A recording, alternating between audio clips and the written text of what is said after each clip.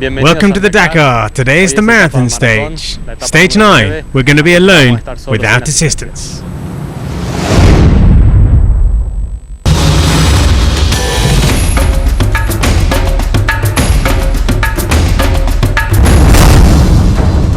A violent day in the dunes. The best in the Dakar, hit hard by nature's unrelenting force.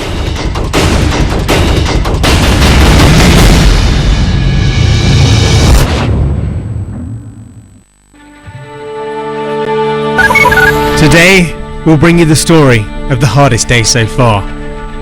It was a stark reminder of how nature can turn the Dakar from a race against the clock to a more primal urge, simply to reach the next bivouac, and its promise of respite from nature's merciless glare.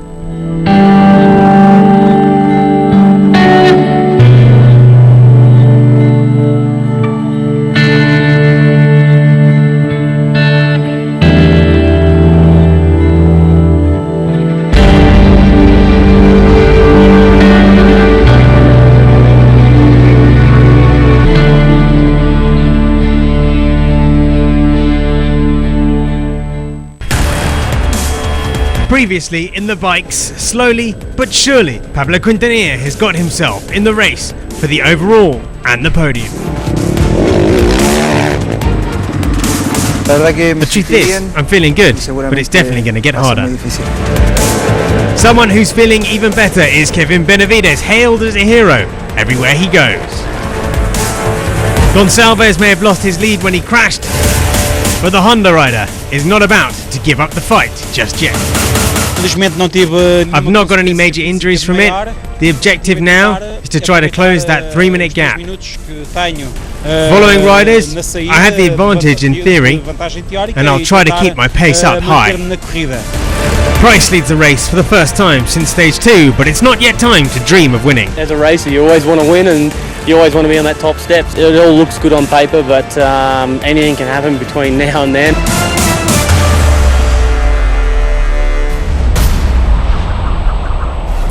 The plan of the day was to get from Belém through the rough sand landscapes to the first part of the marathon bivouac.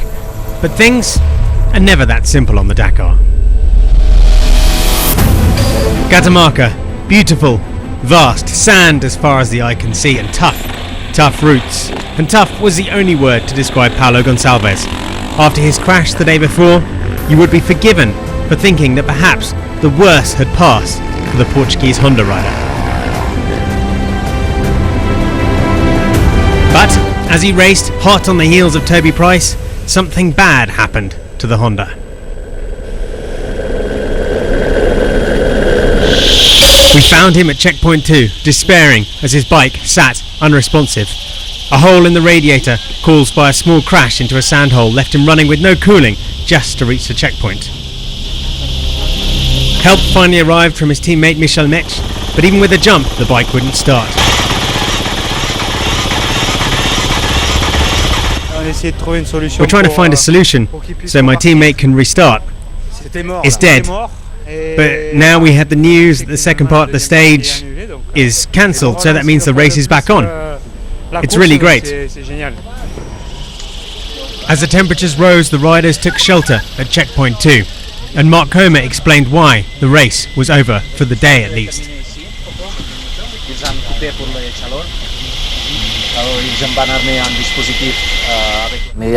In the middle of the morning, the temperatures started to rise and got to a point when it was more than 40 degrees.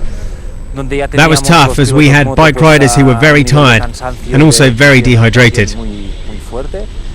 We had to start evacuating people, and the helicopters weren't able to totally cover the stage anymore. And at checkpoint 2, we decided to stop the special for everyone. And I believe that was the best decision.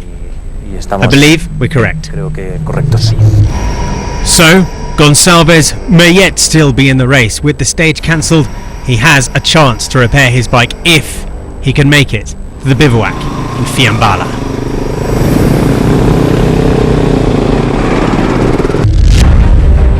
Some riders, though, had already left checkpoint 2 and would finish the stage. The first was the man who opened the road Toby Price. With no trails to light his way, the onus was on navigation, and today Price excelled all the way to the finish. Until that point, he was oblivious to the drama behind him. The news meant mixed emotions at the finish. I get to the finish line and then they cancel the rest of it, so it's that's a bit of a shame. So, but yeah, I guess that's just the way it is. We'll have to wait and see what call they come up with. But yeah, just it's a bit of a bummer for me. Like, I have to get to the finish line, and I've done that, and yeah, and they've called it. So, but I guess that's just the way it is. Even experienced riders struggle all day. Olivier Pain, in his own team this year, got rather lost early on and was one who never made it past the race stoppage at checkpoint 2. Top Honda is now Kevin Benavides, and you'd have got pretty long odds on that 10 days ago. He lost time in the second half of the stage, but only to Price. He's now 4th overall. No matter the terrain, Stefan Svitko continues to impress. Holding station in the top 3 today, he said his aim was to stay 3rd at the finish in Rosario. Right now, he's 2nd overall. It could be a historic Dakar for the Slovakian. Sand is a natural terrain of Quintanilla, and though he's not in his native Chile, he's still incredibly strong, coping better with the heat than most. Provisionally at least, his pace today has got him onto the podium.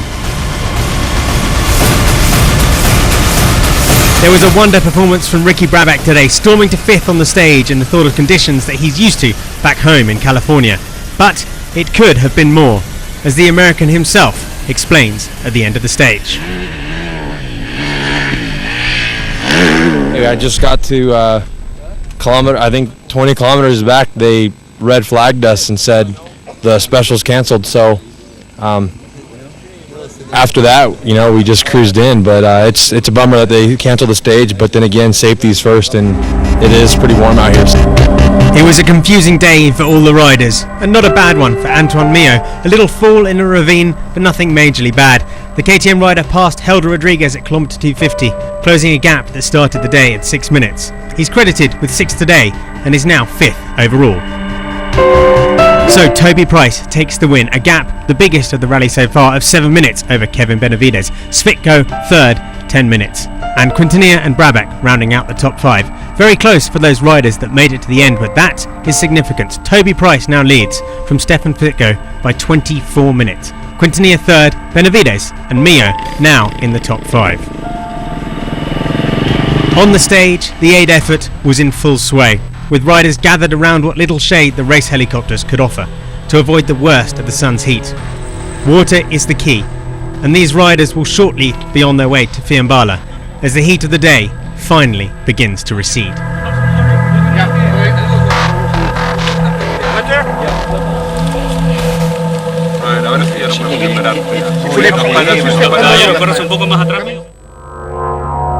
Temperatures soared over 45 degrees in the stage, making racing conditions extreme today for the quads.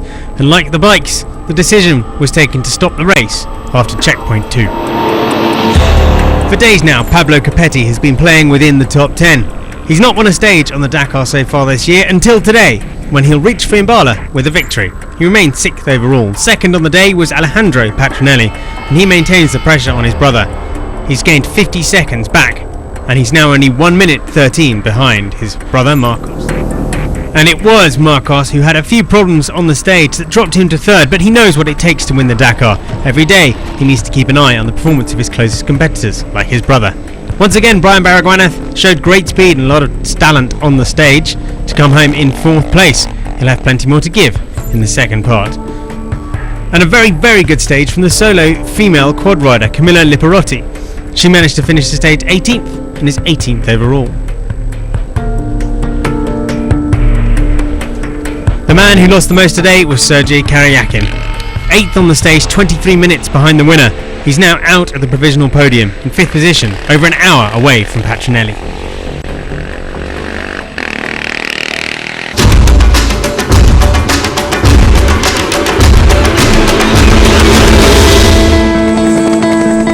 Every day, it's TV helicopters that fly alongside the competitors to bring you the most spectacular shots of the Dakar, like this one.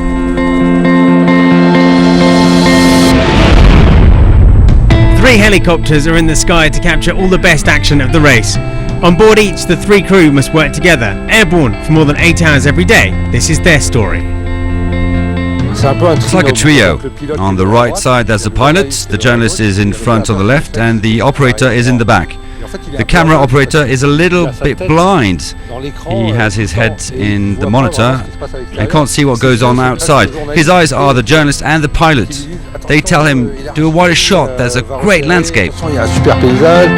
Helicopters have always been part of the Dakar, but a beautiful aerial shot can only work if the crew members on board are synchronized. If the connection is not good between the pilots and the operator, you won't get a nice shot. We all have in our heads some incredible footage in which we are completely zoomed on a competitor. You think it's another classic shot, but then you zoom out, and with the movement of the machine, it just makes a fantastic scenery. In 2016, the technology is very high tech, and the way the footage is shot is very different from the days back in Africa. It was easier in Africa. There were no electric posts or wires, no trees. The landscapes were more flat. In Africa we used to fly very, very close and low. I remember seeing a driver touching the foot of a cameraman who was in the helicopter. Since 1997, the camera's no longer been on the shoulder of the cameraman. It's a remote control system that makes everything a lot safer, with the helicopters flying higher.